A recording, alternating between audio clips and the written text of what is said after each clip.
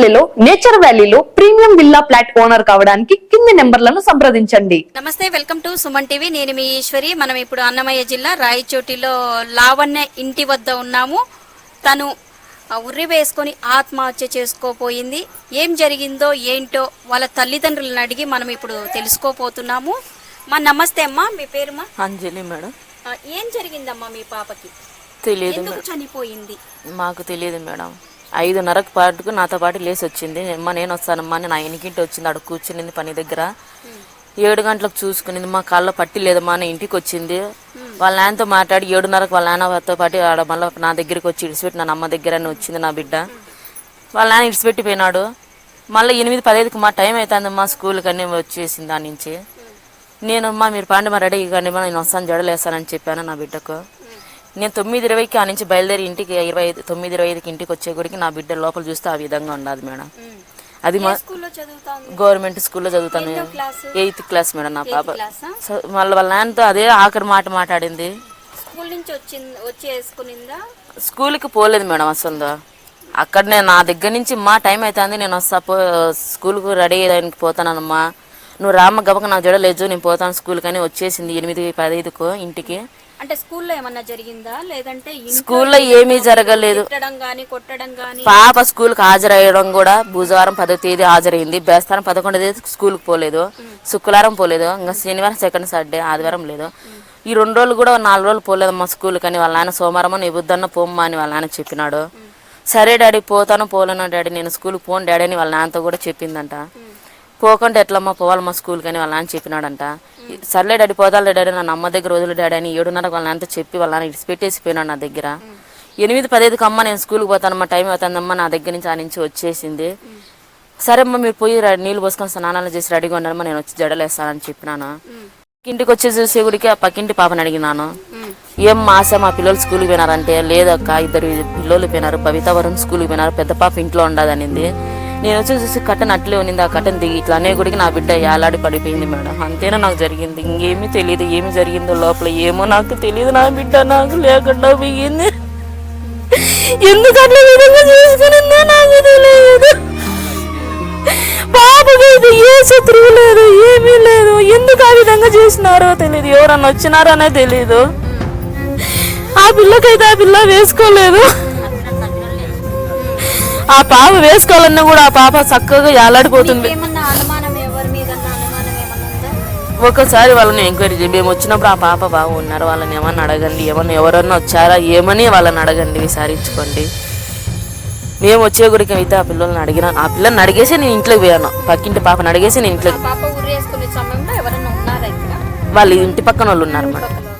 ఎవరు వస్తున్నారు ఎవరు పోతున్నారు ఇక్కడ ఎవరు చూడలేదా? వాళ్ళు చూడలేదా అంటున్నారు మేడం. నాకు తెలియదు అది.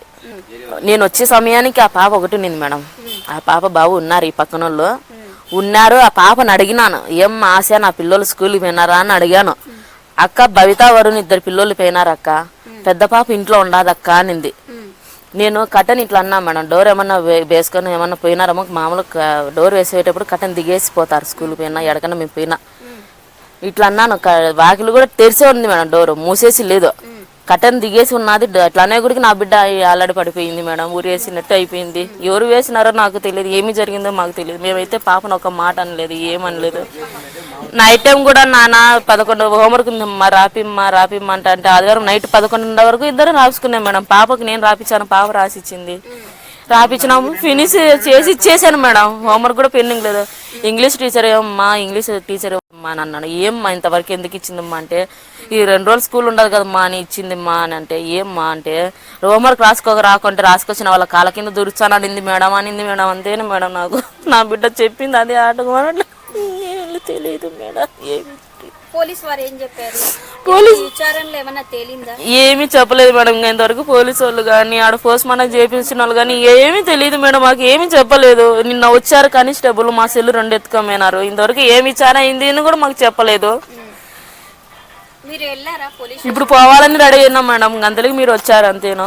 పోలీస్ స్టేషన్కి పోయి ఏం సార్ ఏమన్నా విచారణ జరిగిందా, ఏమన్నా తెలుసుకున్నారని అడిగేదానికే పోతున్నాము. మాకు ఇంకా ఏమీ తెలియదు, వాళ్ళ కానించి ఇంకా ఏమీ చెప్పలేదు. అది తెలుసుకోవాలని మేము పోతున్నాము. నమస్తే అండి, మీ పేరు? మల్లికార్జున మేడం. మీ బిడ్డకు ఏం జరిగింది? ఏం జరిగింది లేదు మేడం, బాగా మాట్లాడింది, బాగా నాన్న అడిచిపెట్టినాను అనింది మేడం. అర్థం తొడుకోమే మేడం, మళ్ళీ పనికాడి మేడం వాళ్ళ అమ్మకాడి ఇచ్చిపెట్టేసి అదే మేడం లాస్ట్ మాట్లాడము. బండ్లో దిగేటప్పుడు మాత్రం నన్ను భుజం మీద ఎట్టు పెట్టేట్టనేది మేడం. ఏం మా చిల్లర కావాలంటే నా అమ్మ దగ్గర నా కాడున్నా నన్ను అనేది మేడం. చిల్లర ఏమన్నా కావాలంటే వద్దు మేడం, వద్దు నాన్న అని మేడం. అంతే లాస్ట్ మేడం నాతో మాట్లాడడం.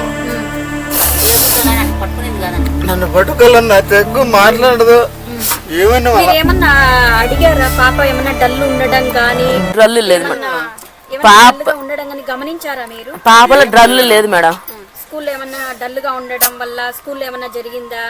ఇలా ఏమన్నా తెలుసుకోగలరా మీరు? మామూలుగా మా తాత చనిపోయింటే అడిగింది మేడం.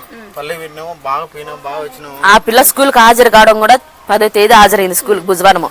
మేడం సాయంకాలం ఈవినింగ్ వచ్చేసింది. స్కూల్ వదులుతానే బాగానే ఉండింది. బేస్తారమ్మా స్కూల్కి పోతామ్మా అని నన్ను అనింది.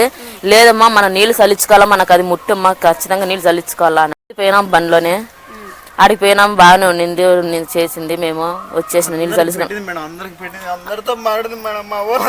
మా నాన్న వాళ్ళు వచ్చినా కూడా వాళ్ళతో తాత అని వాళ్ళతో బాగా మాట్లాడితే బాగా సారకంగా ఉన్నాము. అందరం వచ్చినాము. అంటే కొంతమంది పిల్లలు ఏంటంటే ఇంట్లో తల్లిదండ్రులు ఏదన్నా అన్నా కూడా ఏదన్నా చేసుకోవడం కానీ ఇలాంటివి ఏదో ఒకటి చేస్తూ ఉంటారు. మీరు ఇంట్లో ఏమన్నా అన్నారా? మేము ఏమీ అనలేదు మేడం. పాపను సోమవారం 7 గంటలకు కూడా వాళ్ళ ఆయన ఇంటి దగ్గరకు వచ్చి గొలిసిపోయింది డాడీ అని అంటే, గొలిసి ఉండాదిలమ్మా పెట్టుకోపోమ్మా అని వాళ్ళ ఆయన అన్నాడు. ఏమ్మా స్కూల్కి పోవమ్మా అంటే పోతానులే డాడీ అనింది. మళ్ళీ ఏమ్మా నా 2 రోజులు అయింది స్కూల్కి పోక, నువ్వు ఇప్పుడు కూడా పోకుంటే ఎట్లా చదువుకోవాలన్నా, చదువుకోకుంటే మీరు బాగా అమ్మ బయటలో చేస్తుంది కష్టం అట్లా పడతారమ్మా అని అన్నాడంట మేడం. ఆమె సర్లే నాన్న పోతానులే నాన్న అమ్మ దగ్గర వదిలి నాన్న అనిందంట. అమ్మ నా దగ్గర వచ్చి వదిలేసిపోయినా, ఆమె వదిలింది కూడా నేను చూడలేదు మేడం. ఇంట్లో ఉన్నాను, లోపల పని చేసుకుంటాను. ఆమె వచ్చి ఏమ్మా అంటే నాన్న వదిలేసిపోయినాడమ్మా స్కూల్కి పోమన్నాడు అంటే, పోమ్మా నువ్వు స్నానం చేసేసి పోమ్మా అంటే, మా రోజు నీ దగ్గర ఉండిపోతానమ్మా అనింది మేడం. మళ్ళీ 8:15 టైం ఆమె సెల్లులో టైం చూసుకొని అమ్మా టైం అవుతుంది నేను పోతానమ్మా అని వచ్చింది. ఆమె వచ్చింది మేడం ఇంటికి వచ్చి. సరే అమ్మా నువ్వు పోయి నేను స్నానం చేసి ఉండి అందరికి నేను ఒకసారి జడలు వేసేసి పంపించేస్తాను అన్న, మళ్ళీ నేను వచ్చి మళ్ళీ చేసుకుంటాను పని అని చెప్పాను. 9:20కి నేను వచ్చే గుడికి నా బిడ్డను చూసే గుడికి ఆ విధంగా ఉన్నింది మేడం. ఏమి జరిగిందో మధ్యలో నాకు తెలియదు. ఆ పాపకు నాకు ఒక 1 అవరే తేడా. వాళ్ళు మేమే 2 ఇళ్ళలో మేము మేడం ఉండేది. వాళ్ళు ఇంట్లోనే ఉన్నారు మేడం. పాప బాబు ఇద్దరు వాళ్ళ పక్కన. వాళ్ళు చెప్పలేదు, మేము అడగలేదు. మా బిడ్డ పోయిన 5 మేము ఉన్నాము. వాళ్ళు ఏమి ఉన్నారో తెలియదు నాకు. వాళ్ళైతే నేను వచ్చినప్పుడు ఆ పాపను అడిగేసి నేను ఇంట్లో పోయాను. పక్కింటి పాపను అడిగేసి నేను ఇంట్లో పోయాను. ఏమమ్మా నా పిల్లలు స్కూల్కి పోయినారా అంటే, ఆ అక్క 2 పిల్లలు చిన్న పిల్లలు పోయినారు, పెద్ద పాప ఇంట్లోనే ఉండదు అనింది. ఆ పాపను అడిగేసి ఆ విధంగానే ఉండదు. నేను ఆడికి పాప ఈ విధంగా అయిపోయిందని పిలిచాను. ఆశ రాస పాప ఊరు వేసుకునిందని పిలిచాను. ఆ పాప ఇటు వరకు వచ్చింది, తొలి చెట్టు కాడికి వచ్చి చూసి వెళ్ళిపోయింది. రాలేదు లోపలికి కూడా రాలేదు. ఆ పాప చూసింది వెళ్ళిపోయింది. మళ్ళీ నేను వాళ్ళ ఎదిరింటి వాళ్ళని పిలుచుకొని సిరిసాని గట్టికి పిలుచుకొని ఏమైందో ఏమని అక్క పరిగెత్తుకుంటూ వచ్చింది. ఆ పాపను వచ్చి ఈ విధంగా చూస్తే ఈ విధంగా ఉంది సిరిస అంటే, వాళ్ళు భర్తలు 2 వచ్చారు. ఎత్తుకున్నాం చేతుల మీద హాస్పిటల్కి వేసుకొని పోయినాము కార్లో, మా ఇంటి గల ఓనర్ కార్లోనే. ప్రాణం పోయింది మేడం. అంటే నేను ముడి ఇప్పాను మేడం. అది ముడి కూడా డ్రబ్బలు వేసి కూడా లేదు ఆ పాప మెడకు. సింగిల్ ముడే ఉండింది. ఆ సింగిల్ ముడి కూడా ఆ పాపకి వేలుకు అంత గ్యాప్ ఉంది. నేను ముడి ఎత్తుకొని ఆ కోల మీద ఒక చెరుకు ముడి ఇప్పిన, ఎత్తుకొని ఇట్లా అన్న, ఎత్తుకునే చేతులకి ఎత్తుకునే గుడికి అనింది. అంతే మేడం నా బిడ్డ.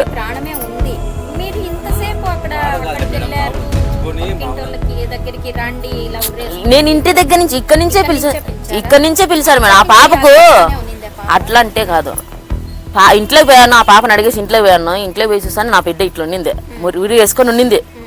ఉరి వేసుకొని ఉంటే నేను ఆ పిల్లను ముడి ఇప్పుతానంటే పిలిచినాను. ఆశ రాస అని. ఆ పిల్ల వచ్చి చూసింది. పాప రాకుండా నేనే ముడి ఇప్పి చేతుల మీద 2 చేతుల మీద కాళ్ళ మీద కూర్చోబెట్టుకొని ముడి ఇప్పి ఆడ ఇట్లా ఎత్తుకొని అన్నే గుడికి అనేది. అంతే మళ్ళీ వాళ్ళని పిలిచాను. ఆ పాపను పిలిచాను. సిరిసా అంటే వాళ్ళ 3 వచ్చినారు చేతుల మీద ఎత్తుకొని. ఏమన్నా ఆశ ఉంటుందేమో నా ఆశతో నేను హాస్పిటల్కి ఎత్తుకొని వెళ్ళిపోయాము. కానీ ఆడి పోయి గుడికి ఆడబిట్టి కొట్టుకోలేదు, ప్రాణం పోయింది అన్నారు.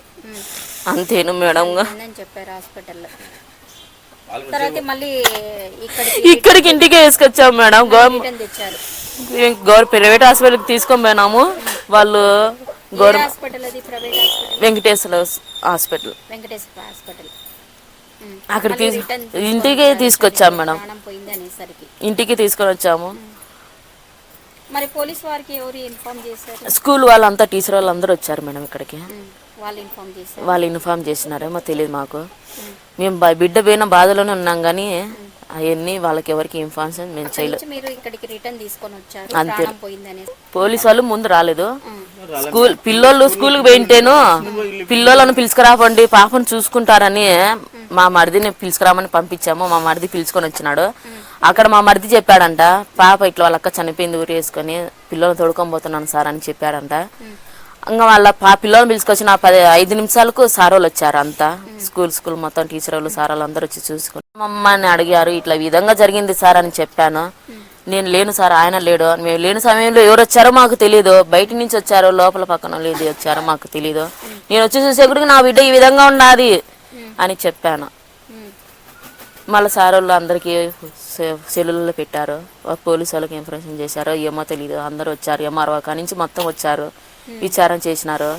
ఇదే సరైతే చెప్పాను, ఈ మాట జరిగింది సార్, నాకు తెలియదు, మేము లేము. నాతో పాటు 5:30కు వచ్చింది. మళ్ళీ 7 గంటలకు పట్టి లేదమ్మా అని చెప్పి ఇంటికి వచ్చింది. చూడుకోమ్మ ఇంట్లో మనం పడిపోయిందమ్మా అని చెప్పాము. అంతవరకే మాకు తెలిసింది మేడం. ఆ రోజు సాయంకాలం ఈవినింగ్ తీసుకొని వెళ్ళాం మేడం. టైమింగ్ గుర్తుకు లేదు మేడం. సార్ వాళ్ళు పోలీసు వాళ్ళు వచ్చి అన్ని రాసుకొని తీసుకొని పండి మా అంటే వ్యాన్ వచ్చే గుడికి టైమింగ్ ఎంత తీసుకోమని టైమింగ్ అయితే నాకు తెలియదు మేడం. 8 గంటలకు తీసుకోవాలి. పోస్ట్ మార్టం అయితే మండే కాలేదు మేడం, మంగళవారం అయింది. మంగళవారము 2:50కి మా చేతికి ఇచ్చారు పోస్ట్ మార్టం పాపని చేసి ఇచ్చి. మేము మళ్ళా 3 గంటలకు పల్లెకి వేసుకొని పోయినాము. ఎండపల్లెకి ఇవ్వ కొత్త పల్లె అక్కడ తీసుకొని పోయినాము. 3 గంటలకు తీసుకొని పోయితే 3 నుంచి 4:30 వరకు రావుకాలం ఉందని 4:30 వరకు కదిలిచ్చలేదు, ఏం లేదు. పాపని అక్కడ ఇంటి కడవని పెట్టుకున్నాము. రావుకాలం పోతేనే మళ్ళీ దానం చేసుకున్నాము. నా బిడ్డకు జరిగినట్టు ఇంకొక బిడ్డకు జరగకూడదు. అది ఎవరైంది ఏమైంది మాకు బయట తెలియాల. నా బిడ్డకు న్యాయం జరగాల. మేము కోరుకునేది అదే కోరుకుంటున్నాము. ఈ పక్కన వాళ్ళు కానీ ఎవరినైనా కానీ విచారణ చేసేయండి. దయచేసి నేను చెప్పేది ఒకటే, పోలీసు వాళ్ళకి కానీ ఎవరికైనా కానీ నా బిడ్డను విచారించండి, నా బిడ్డకు న్యాయం జరిగేలా చూడండి. నేను కోరుకునేది అదొకటేను. నా బిడ్డ ఎంత విల్లనాడి కొట్టుకునిందో నాకు పానమో నాకు తెలియదు. అదే బిడ్డను ఎవరిని కోల్పోకూడదని తెలియజేసుకుంటున్నాను. బిడ్డను జాగ్రత్తగా చూసుకోండి. ఒకరిని నమ్మి ఒక చేతిలో పెట్టి పోవాకండి.